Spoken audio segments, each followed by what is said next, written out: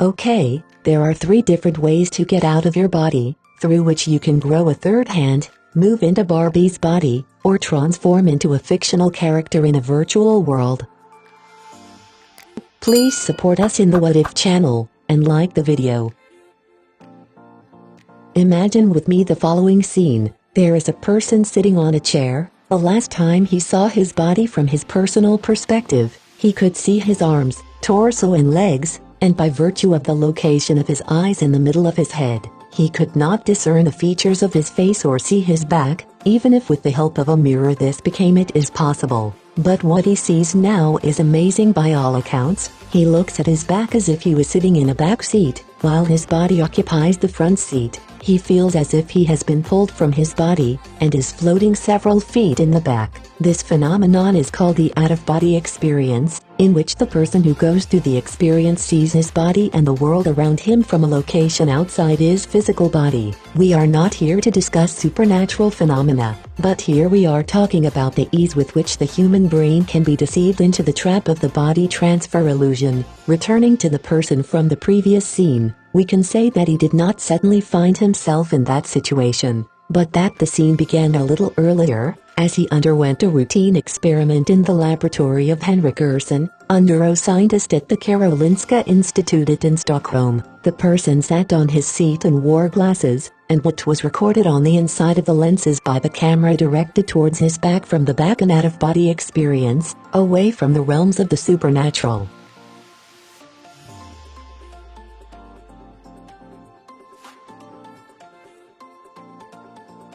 Ursson uses a plastic stick in his right hand to gently tap the subject's chest while holding a similar stick in his left hand to pretend to knock the same position in front of the camera so that from the seated person's perspective it is the same stick he feels is hitting his chest now. Within seconds, the person is under the influence of the illusion of the transition of the body, and we do not blame him for his gullibility. It is a very convincing illusion. The human brain creates an awareness of its location in the void by receiving signals from sensory sensors scattered throughout the body. We find that the muscle expansion and contraction sensors monitor the change in muscle length and speed.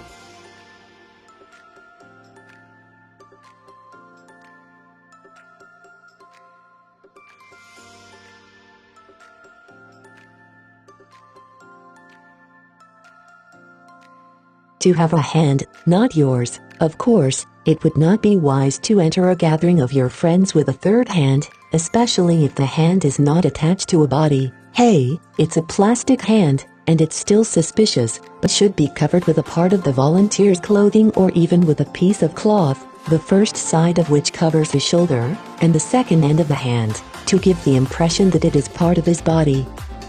Here, the trick presenter has to take 2 identical brushes to caress the volunteer's hand in a specific position, provided that the same position is played with the plastic hand simultaneously precisely. For example, if he gropes the pinky of the plastic hand, he must grope the pinky of the real hand, and here the volunteer becomes under the influence of the illusion of body transfer, and begins to consider the plastic hand as part of his body. Ursson's laboratory modified this trick to convince the subject of the experiment that he has 3 hands. As in the previous experiment, the volunteer extends both hands, but this time the plastic hand is placed right next to his real right hand so that both are under his eyes, with both hands being simultaneously fondled as before. The subject again falls under the influence of the illusion of body transmission. According to the survey volunteers, they may feel as if they have 2 right hands. For more confirmation, the plastic hand was threatened with a sharp knife,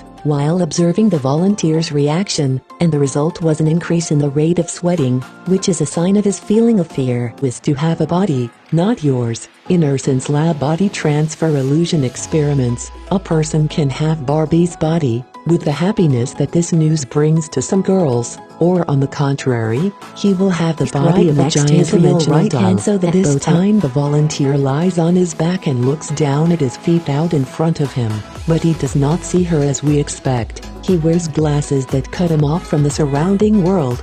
through which he sees only what is shown by a camera directed at the legs of a doll lying elsewhere in the room, and the feet of the volunteer and the feet of the doll are simultaneously caressed. As in previous experiments, this puts the volunteer under the overwhelming feeling that the feet of the doll belongs to him. If the feet belong to a doll the size of Barbie, he feels as if he has shrunk to the size of a small doll, but if the feet belong to a large doll, he feels that he has turned into a huge giant. Even when someone threatens the puppet's feet with a knife, the volunteer is sweating. It's not just an internal obsession, the illusion of body transmission really plays with the brain. If Barbie's feet are touched with a pen or a finger, the volunteer has a feeling that he is in the world of giants. Isn't it amazing to judge the sizes of things around us based on our perception of our own body size? The experiment confirmed that this was true, that a group of cubes were placed at fixed distances from any doll. If the volunteer was in Barbie's body,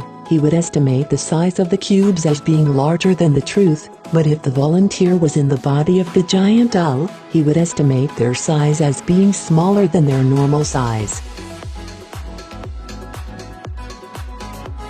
3. To become a virtual character, not you. Virtual world games have become a quality that is closer to reality, but can you imagine being so immersed in your favorite game that you feel like owning the body of your virtual character in it? It may have seemed like a fantasy, but it was not a fantasy for a 28-year-old man who turned into a 10-year-old girl who wears a skirt. In Mal Slater's lab at the University of Barcelona in Spain, this is made possible by using virtual reality glasses, which put in front of the wearer's eyes a virtual world of which he is one of his heroes. Moving the body into a virtual world may be an effective way to relieve the pain of those who have had a limb amputated. In addition to suffering the loss of a vital limb of their bodies, they also face pain in their missing limb. Yes, what I read is correct. The pain seems to them as if it came from the limb that was here once, so it is called phantom limb pain. Scientists believe that pain stems from the brain. After a limb is amputated, part of the brain does not receive any signals, and as a result the brain adapts in unfamiliar ways. The brain's message to the body is pain. Doctors deal with phantom pain in many ways. In one way, the patient sits facing a mirror, so that the mirror is parallel to the healthy limb, and begins to move that limb. This method aims primarily to trick the brain into believing that the amputated limb is still there, as it appears from the reflection of the healthy limb on the mirror, and this optical illusion succeeds in relieving the pain. Similarly, the same result can be achieved in the virtual world, taking advantage of the illusion of body transfer. You may now be watching this video while you are at home, sitting in your chair, or on your mobile phone on your way to work. Followers of the page do not forget to subscribe, and thank you very much.